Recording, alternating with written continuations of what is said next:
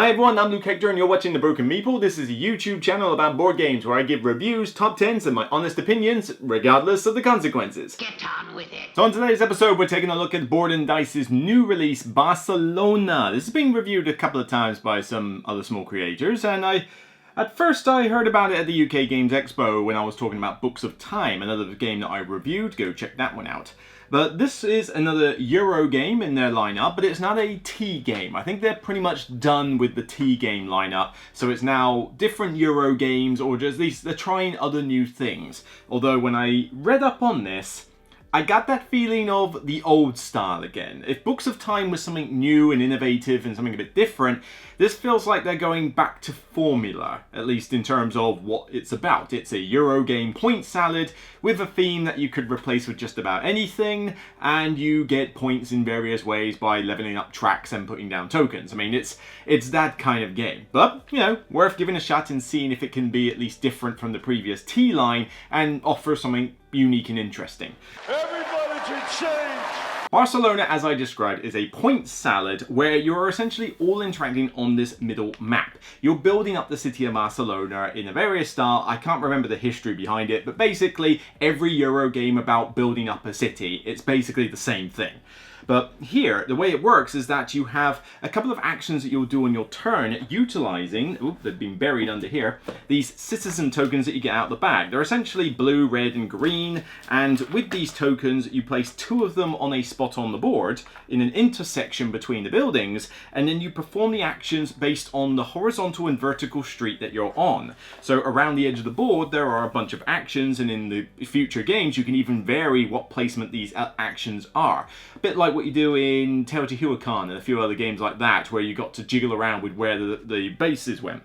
And the idea is that when you perform these two actions, they will involve things like getting gold, cloth, putting down street tiles, moving your tram along the board, laying down passenger cubes, or unlocking other tiles, putting down other tiles, leveling up tracks. Yes, I think you can see where I'm going with this kind of description. But most of this action will take place on your player board, which essentially has various different avenues in which you can do your path to victory. I mean, if you move your tram and lay down passengers, you'll score endgame points. If you lay down cobblestone tiles, you'll trigger bonuses on this other side board, which is basically a bonus grid, and you will be able to store more gold and cloth because you have a restriction.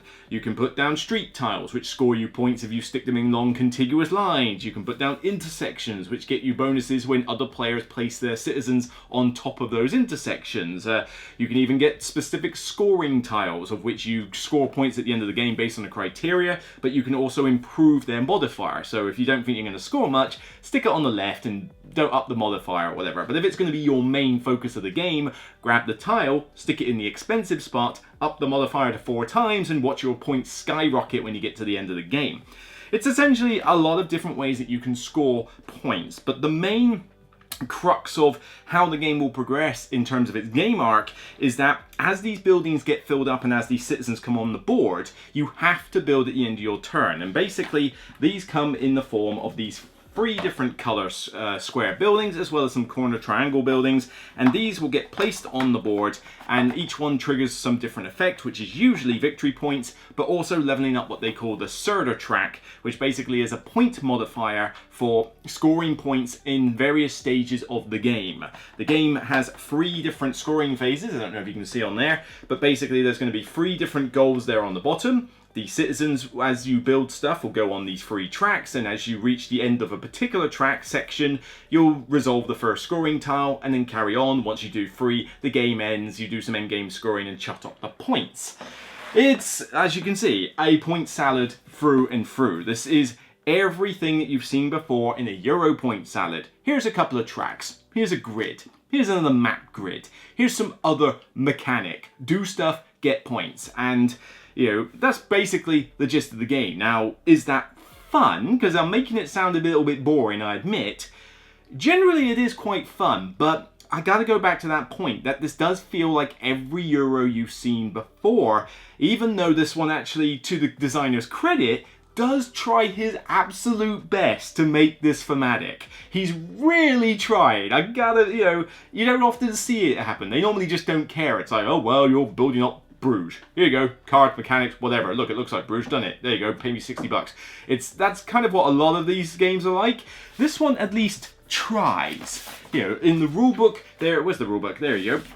Yeah, the rulebook, which, give credit to the rules, they're not too difficult to learn. There is a decent amount of text to read, but enough examples, and once you've read the rules through and had your first game, you'll be pretty comfortable with how it plays.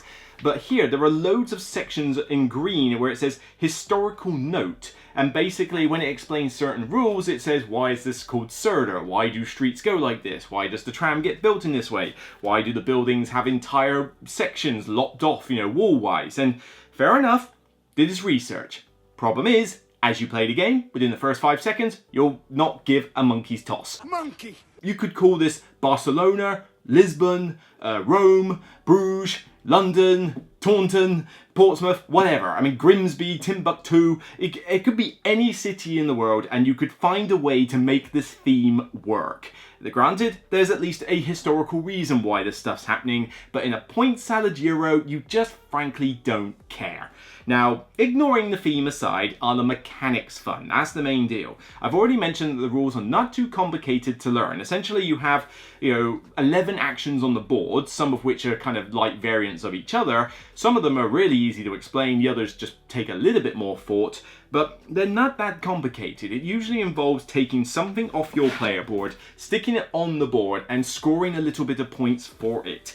The reference aid is not bad. It does a summary of your turn structure and kind of how each action works. Unfortunately, it just says things like game bonuses and VP on it, which doesn't really explain how the bonuses and VP work. I mean, you didn't have to write that much. Just write game VP 1 per contiguous street space or something. You know, there's only a few extra words, but it's not on here. So you read this and you go, oh yeah, I put down the streets and gain bonuses and VP.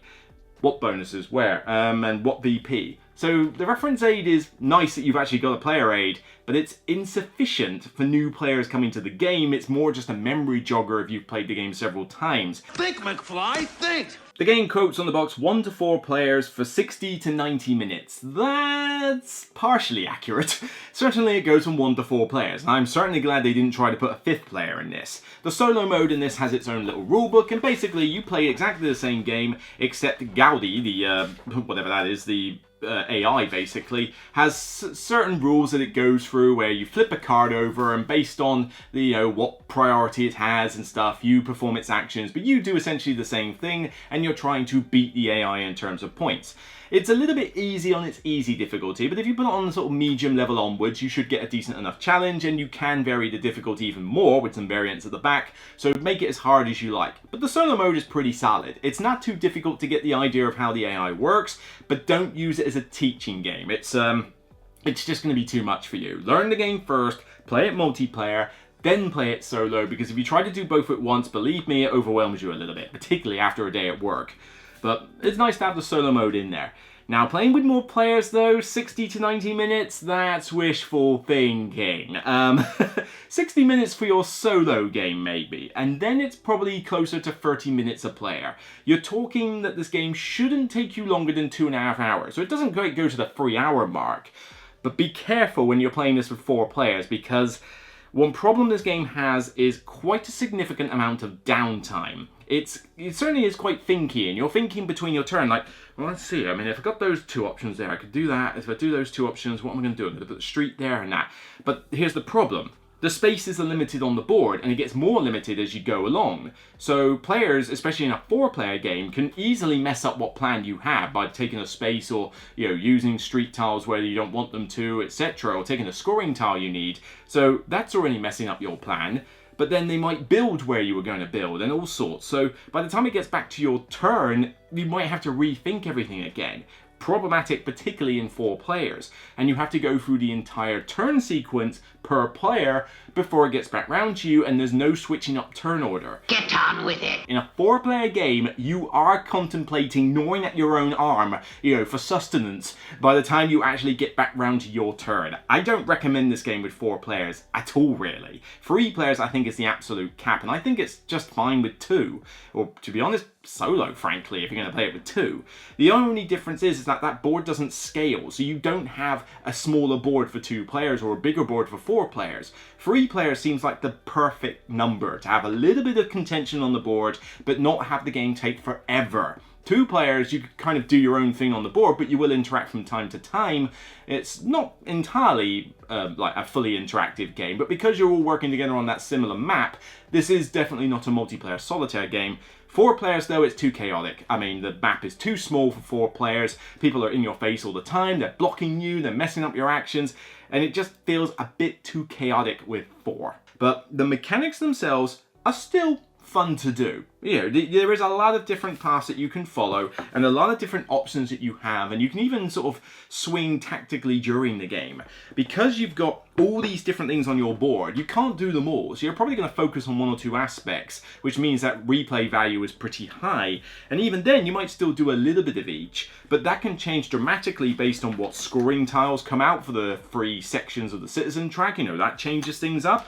Even what tiles come out for the modernization tiles, as they call themselves. You know, you have 4 showing at the start of the game, but then more will come out, and you might see one that goes, ooh, that's pretty good. Maybe I should start focusing on that now. That'd be pretty sweet.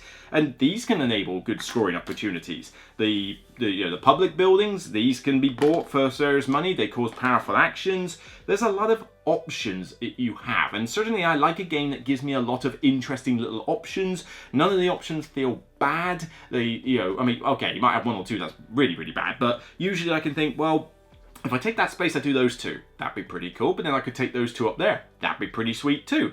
Maybe I should grab this first, grab that later, but you know, that 3rd space is pretty sweet. You know, I could do those 2 actions. They're pretty good. You'll be thinking that a lot. It's not often that you'll get a situation where every action sucks. There's going to be something good for you to do as long as you're there to spot it. That being said, the point salad nature of this does mean that a lot of it feels kind of meaningless as you go through. I don't like games with inflated point scoring. I like games to be semi-tight. They don't have to be like, 10 points max in the game or something. No, but, you know, something like 50 to 100 is usually a good point tally. But in games, and I admit that I've had this problem with games that I really love, but games that inflate the scoring so that you're scoring 300, 400, 500 points just feel meaningless when you gain points, especially in this game, because here you have a points track. And this is where it differs from others. People are going to get on my case going, well, hang on, what about Earth and a few of the others that have got inflated points? Yes, I admit, Earth has inflated points. You score between 200 to 300 in that game on a regular basis, but you don't know what you're going to score at the end. You don't have any idea who's technically in front because you tally the points at the end. So there's still the tension of who's going to win. Here, though, you have a point track. So for a lot of the game, you can see where everybody is, and it's usually pretty, spaced out.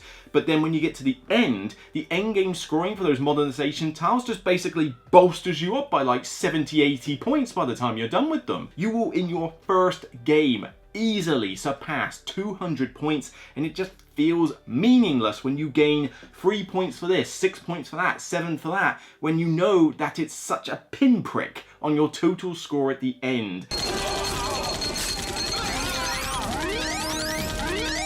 Now you're going to be playing this for 90 minutes, 2.5 hours, so it's going to take you a bit of time, and so's the setup. Wow, setup's quite long, chaps. I mean, you've got this board, then you've got to find this board each, and then you've got to find space for this thing. This thing is a table hog through and through. You need a big table, but on top of that, you also need to set up all these public buildings. Choose 5 out of 7, then you need to get the modernization tiles out. You need to grab 3 scoring tiles, and then remove from the modernization tiles the ones that clash with these. So you've got to look through and find them all. Get all the citizens in the bag, get all the buildings out by type, get all these Sagrada buildings, which you can't see here, out by type. And then everybody has this bag full of all their player components. This is everything a player needs bagged up. So you need a gold, a cloth, 6 cobblestone tiles, you need the point markers, you need a bucket load of cubes on various spaces. You need your tram on a space, which is not intuitive as to where the tram goes. You have to look in the rule book to know exactly where it goes because it's not outlined on the board, except for a picture, which you would have easily bypassed as just artwork if the book didn't tell you. What was wrong with a box, man? Come on. But then you've also got 5 intersections, then you've got all the street tiles, and you have to pile them into piles. And one pile has to be slightly higher than the other. Doesn't tell you on the board how many it is, you have to get it from the rulebook. Would it have really killed you to put a number on a frickin' board? You know, and oh yeah, you need counters at the bottom. And the setup in this game is like 20 plus minutes, and it's just way too long. It certainly needs to be cut down a little bit. 40 seconds? But I want to know! But a good highlight of this game, and certainly one of its better aspects, is the citizen tokens themselves. You know, choosing which colour to do is important. The fact that the action spaces get dwindle as the game goes on because building spaces get used up. It's a bit like 5 Tribes, where at the start of the game you have all these options, but then by the end of the game you have slightly less, and you're running out of spaces you can go. And I like games that do that. But the citizens here are probably the best aspect of this. All this point salad nonsense we've seen in every Euro, it's nothing new. This is nothing new, but the citizen tracks at the bottom of the board are essentially saying that this is a timer for the game that players have influence over. That's always a cool thing in games. It's not set in stone. So Barcelona overall is a decent Euro game, but nothing new. We've seen it before. We've seen this point salad stuff before. The theme, whatever. You'll forget it in 5 seconds of playing this. I actually forgot that certain tiles were called the Sagrada tiles. Somebody had to tell me this. And it mentions about the whole history of here. And it's like, you know, what was it? After the walls were finally destroyed, Cerdà, who is now considered the inventor of urbanism, presented the plan for the creation of the Eixample. I don't even know how to pronounce that properly, and I'm just like, I've fallen asleep halfway through that sentence. Who cares? This is a point salad Euro. It's like every other point salad Euro. But it is thinky. It's not too complicated compared to a lot of those. You know, the rules themselves aren't the hard part. It's just a lot of options and a lot of thinkiness as to which move is better. Certainly the game could have maybe done a little bit better on the reference aid front and on the graphic design front to make it a bit more intuitive as to what you're doing, because the game doesn't hinder you in that respect, but it certainly aren't helping you either. And the solo mode works perfectly fine. I actually recommend that this game is probably best played solo, with possibly the exception of free player. Free player I think works fine. You're just going to get a longish game. 4 player though, too chaotic, not worth it. I think it's just too much. My rating drops quite considerably at 4 players.